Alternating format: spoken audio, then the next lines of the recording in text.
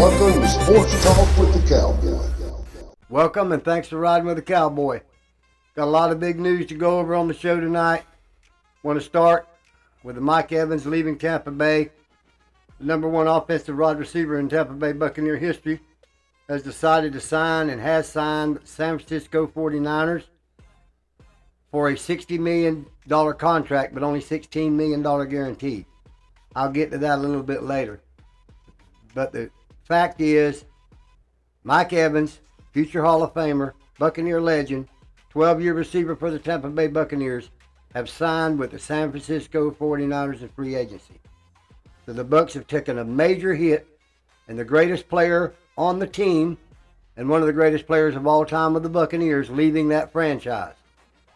And the major news of that, ladies and gentlemen, keeping it real with you, is that Mike Evans, who was offered more money to stay by the Bucs in Tampa, decided to take less money and go to San Francisco.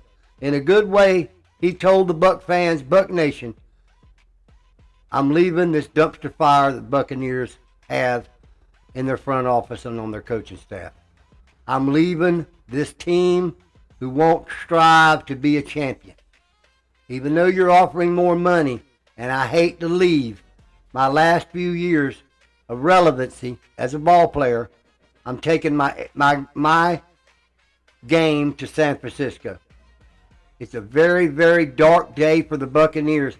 And more than that, for all real 76 Buc fans and Buccaneer fans throughout this country, it's an indictment on the Tampa Bay Buccaneer organization. An absolute indictment that says, I don't want to be here anymore. He didn't mention any names, but after you've seen what happened last year and what has been changed since last year, you'll get the drift of why he really left. He knew this team was not going to compete to win a Super Bowl next year. He knew it good enough that the Bucs, offered him more money to stay than the 49ers offered him to go. But you win anyhow.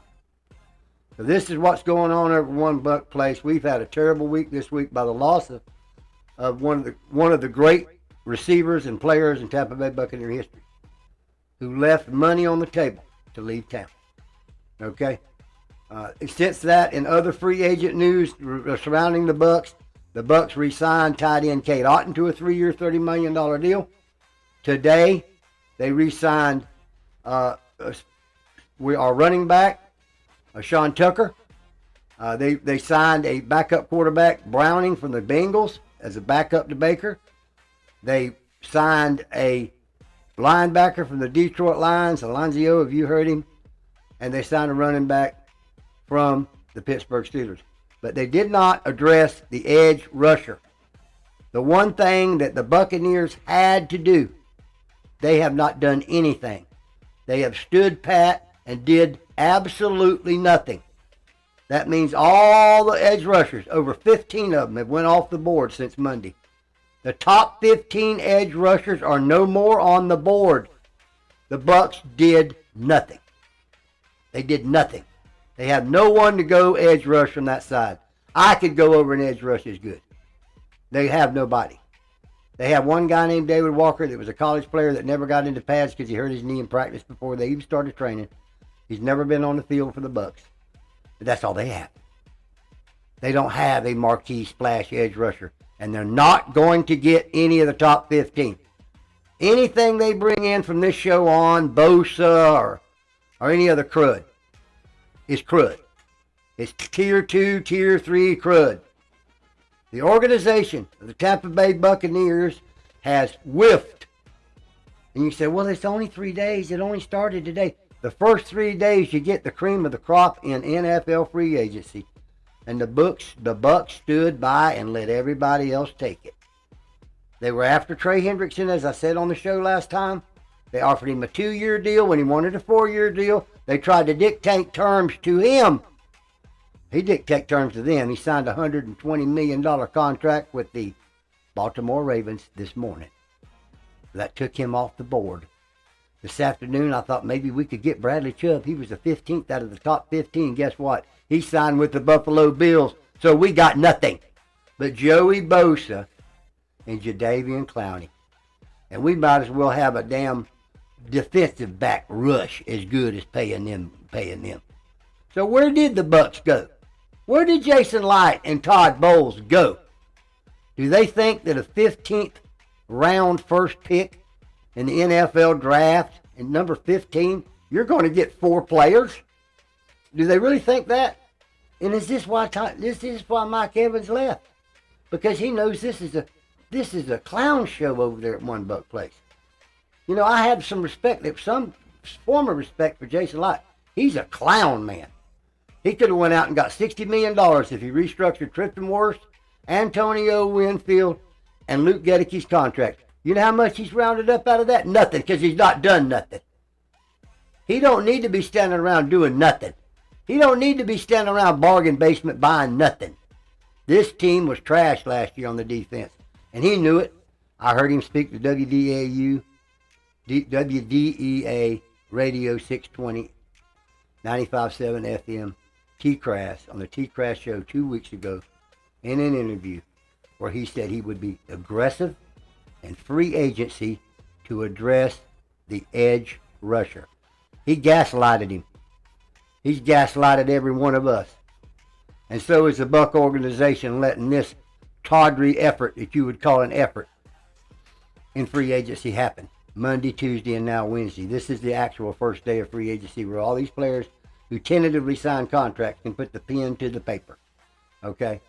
And a lot of people say, well, don't you see there's a few weeks and weeks more of them? Who's left? Who's left you want to get? You need 6 players on defense. You got one that's, okay, he's nothing to jump up and down about. So anyhow, the big news is just where I went over with free agency and the Tampa Bay Buccaneers.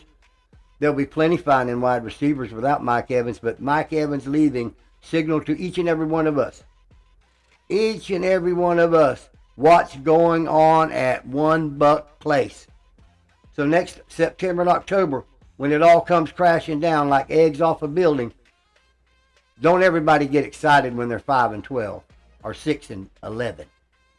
Don't get excited when Tom Bowles gets fired next year. And I hope Jason Light goes with him, because I don't think Jason Light's going to pull a rabbit out of the hat. I'm going to see the next few days until this next show next week. I can tell you whether he does it. How is he going to do it? What's he going to trade people to another team to get a player off their team when he had them all standing in front of him and didn't pull the trigger on any of them? Is that what he's going to do? Is he going to go back to all of them that are off the board and tell the team that signed him today, hey, I'd like to have that player? It don't work like that.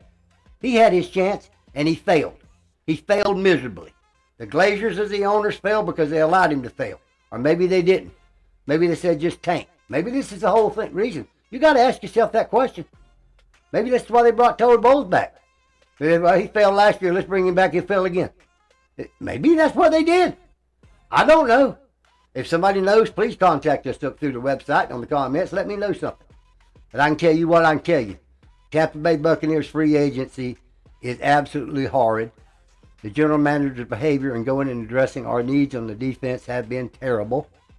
He has no signs, and I guess maybe he's hoping that you can't base your football team on hope. Okay? When you got players in front of you with their hands up to be picked on your team, you go get one of them. You don't go out there and bargain basement shop to them, tell them your terms, you're out to get them. And good teams have done that. Bad teams, well, they haven't done that. Okay? Dumpster fire teams where your legend walks away from your team when you've offered him more money than the team he's going to, he's done told you his answer without having to tell you. And I want all the fans to realize the magnitude of Mike Evans leaving. And the reason he left, and for less money he left, was for what we're talking about right here with Jason Light and Todd Bowles and the Glazers. Just, it is what it is, okay? So this is what's going on in the NFL free agency. We hope we can pick up more players. I don't know what caliber they are. I hope we don't get Joey Bosa that only had 5 sacks last year. We can get anybody to give you 5 sacks. And if we bring somebody next week, we hear Joey Bosa got with the Bucks. Joey Bosa been cut by the Bills. He got 5 sacks last year. We got a guy named Yaya Diaby that had 7.5 sacks. He's had more sacks than Joey Bosa. That ain't improving your team. That ain't bringing an alpha player on your team. That's for him to throw a bone at you. Don't let him gaslight you no more. Don't let the Buck organization or the media. The media knows better. I've talked to the media all week. They all know better what's going on. They know the Bucks are gaslighting the fans of the Tampa Bay Buccaneers and masquerading as a team that wants to win. And their greatest player they've had in offense in their history walked away from their team to show the fans exactly that. He showed you the answer. You don't have to take my word for it. But we're going to kick your questions tonight in this special draft show here at Sports Talk with the Cowboy. The first question is from Elizabeth, and Elizabeth wanted to know what about Baker Mayfield and him, Mike Evans, leaving. I don't know between Baker and Mike. They were good friends. I'm sure they have been friends. I'm sure Mike talked to Baker, and I'm sure he assured Baker that McMillan and Godwin would be great, and Buku will be good. Tez Johnson will be good. There's 4 good receivers on that team, and that the receivers weren't the reason he was leaving the team. And I'm sure he told Baker, you know why I'm leaving the team. Because the defense is beneath horrid. The defense of the Tampa Bay Buccaneers is beneath horrid. They need a new defensive coordinator. Well, that would be Todd Bowles. I'm sure that was a question to talk with him. I'm sure Baker and hoped that Mike would go out and be successful and win another ring out there in San Francisco or have a good few years out there. I know he did not fault him. I'm sure they left on good terms. I don't think Mike blamed Baker for one thing. I don't think it had nothing to do with Baker and Mike. I think it had to do with Mike and the organization. Exactly every bit of that. And what a dumpster fire it is. And if you don't believe that I'm talking about a fire on this free agency, a fire that the general manager didn't go out and get an edge rusher when he told everybody he was going to do it for the last 2 years and still ain't done it. And if he says, well, I'll do it in the draft. Too late, buddy. You need 5 of them. You need 5 players. You only got 1. But back to your question, I think Mike and him left on good terms. I don't think they feel bad about each other at all. And the next question is from Danny, and Danny wanted to know what I thought about Todd Bowles and his efforts to get an edge rusher. And Danny, I think he tries to let Jason Light know, but Jason Light's the man who actually signs these contracts. I'm sure his input is very valuable to Jason Light on the players that Jason says he would like to go after. And I'm sure Todd Bowles, with his job on the line, wanted an edge rusher as bad as anybody out there. I've got no doubt he wanted an edge rusher. And Jason Light can say he wanted one, but he shouldn't have wanted one with 15 of them on the board, and he didn't even go and sign one of them. He didn't want them too damn bad, I can tell you that. He ain't done nothing. He has not done nothing. And that's about it. Yes, I think Todd Bowles has tried to get Jason Light to do something, and I think Todd Bowles wants one. And Jason Light will tell you and gaslight you to think he does, but he don't. Because if he wanted one, he'd go get one. Everybody else did, but him. And he needed one worse than any of the ones that done went and got one. So, thank you for your question, Danny. And the next question is Joni, and Joni wanted to know how bad you think the Bucs will be next year after the free agency. Joni, I can't tell you completely because the free agency is not over. The first 3 days are over.